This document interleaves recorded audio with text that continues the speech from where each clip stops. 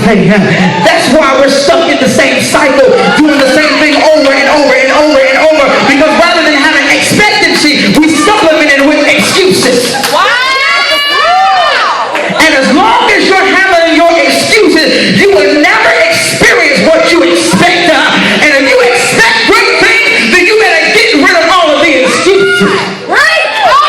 That's right. Because understand that when you make excuses, you shift responsibility. Oh yes, Lord, help me, God. When you make excuses, you shift responsibility. In other words, excuses shifts power. Every time you were supposed to get up, you made an excuse and you shifted the power. Every time you were supposed to get healed, you made an excuse and you shifted the power. Every time you were supposed to come out with the victory, you made an excuse and shifted the power. But look at your neighbor and say, I'm going to kill the excuse. Excuses waste power. Excuses waste potential. Excuses waste dreams. Excuses waste anointing. Excuses waste effort. In order to shift into another dimension in my life, I got to kill the excuse.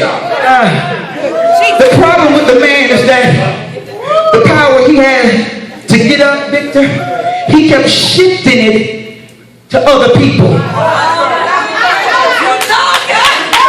The Bible says, now, he can do exceedingly abundantly above all we can ask or think, according to the power that worketh in you. In other words, you already have what you need to get out. You already have what you need to be free. You already have what you need to be delivered. But instead of experiencing your expectation, you keep substituting it with an excuse, and you keep shifting the power to other people and other circumstances and other events. It was the boyfriend that did it. It was the girlfriend that did it. It was my job. It was a recession. There's always an excuse. You got to kill the excuse. He says, I don't have a man. I don't have a man to put me in the pool. And Jesus said, you don't need a man. You need God. That's right. What's interesting is that nobody, Elder Harper, recognizes who Jesus is. Because if they would have knew who he was, they would have took their eyes off the pool and put their eyes on the person. See, he was walking around among sick people, but nobody failed to realize who he really was. You don't need a man, you don't need a boyfriend, you don't need another job, you don't need another prophecy, you don't need nothing else. You just need God, and you need him for real. Look at your neighbor and say, I need God. I need him for real. I need him for real. I need God. Then the Bible says, behold, I put before you an open door that no man can shut. So if no man can shut it, that means that man is not involved in my next miracle. So why am I putting my expectation in people that don't even have the power to change my situation? Jesus wanted to show the man that you're wasting time. You're wasting time. Just activate what's already in you. Many of us suffer from a Dorothy complex. Dorothy, y'all remember the story of the Wizard of Oz? Dorothy went all throughout the land of Oz only to realize that the power to get home was already on her feet. And the moment it clicks, when it clicks that you have the anointing to get out of your situation, when it clicks that you have the power to move out of this generational curse, when it clicks that you can change your environment, every component, every mechanism of your life will change. But you gotta click. Somebody look at somebody and say, I gotta make it click.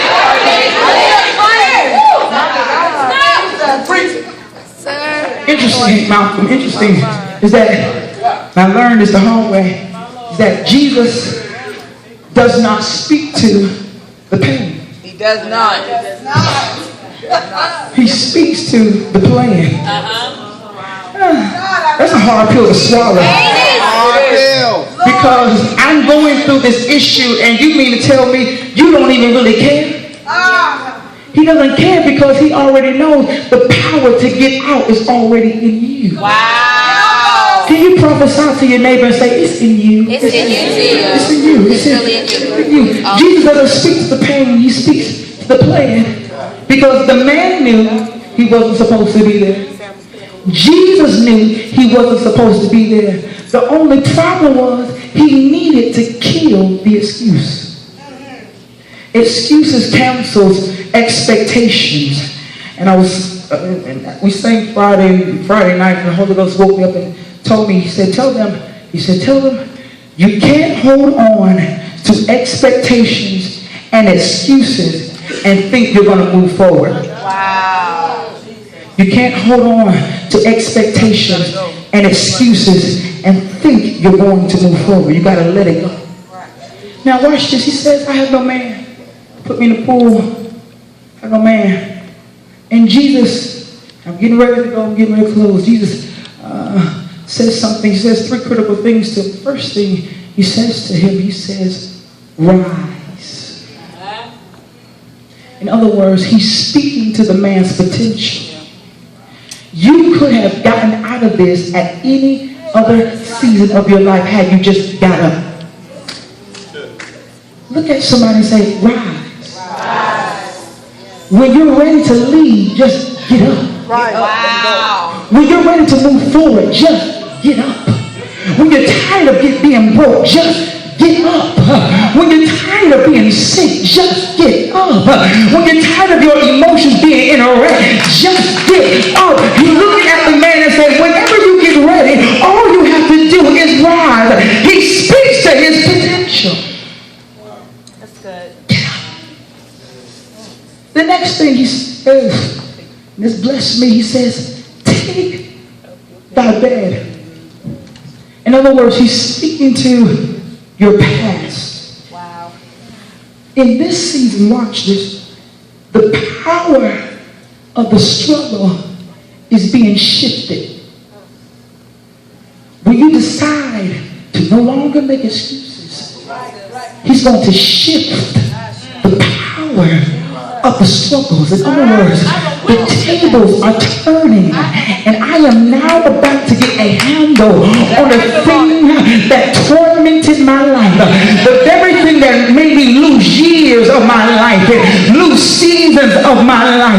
I've lost money and I've lost my emotions. I've lost jobs behind the scenes. The very thing that keeps you up at night, God is speaking to you, and he's letting you know that you have the power to get a grip on it.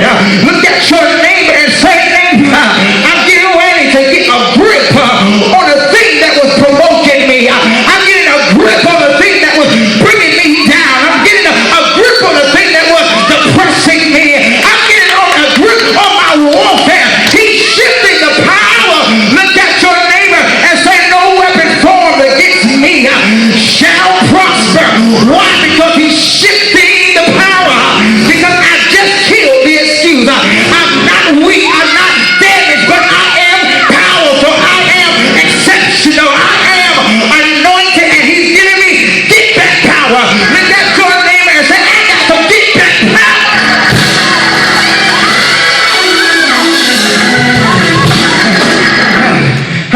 Take the bed and kill the excuse. Prophesy that to your neighbor. And